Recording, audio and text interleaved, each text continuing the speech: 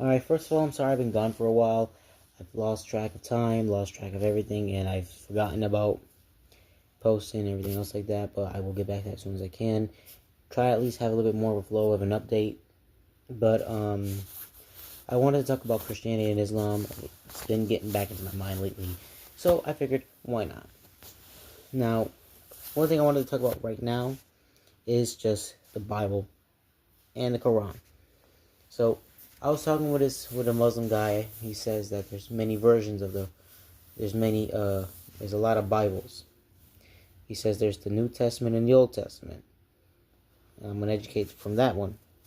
The Old Testament is the Torah, the New Testament is the Gospels. The Bible is just a collection of books.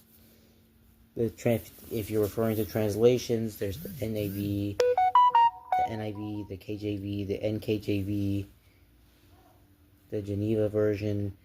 The list goes on and on.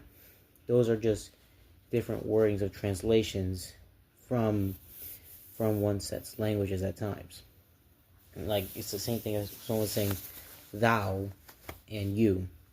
And if someone was to say affirmative to mean yes, and I bet, meaning yes and okay. Those are different words, but they have the same meaning. Alright?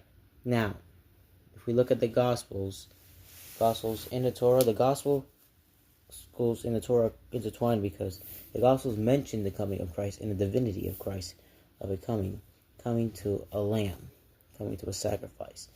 Now, then there's the Gospels becoming the fulfillment, and then there's the Quran, which it's saying it's bogus, it didn't happen.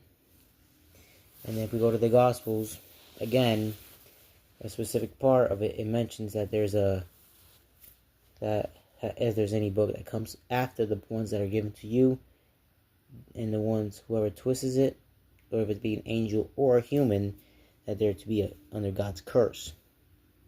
Now, I wonder what they're talking about. They're talking about the Quran, talking about any other book that goes against the message of Christ, the salvation of Christ. So, there's a lot more reasons why I don't just think, I do know for a fact that the Quran is not from God. And then also, the Quran, it says to follow the Gospels and the Torah. It says it in their book. You can look it up and search it up too. How is it? It mentions that, but in the Gospels and the Torah, it never mentions the coming of a last book. Think about that.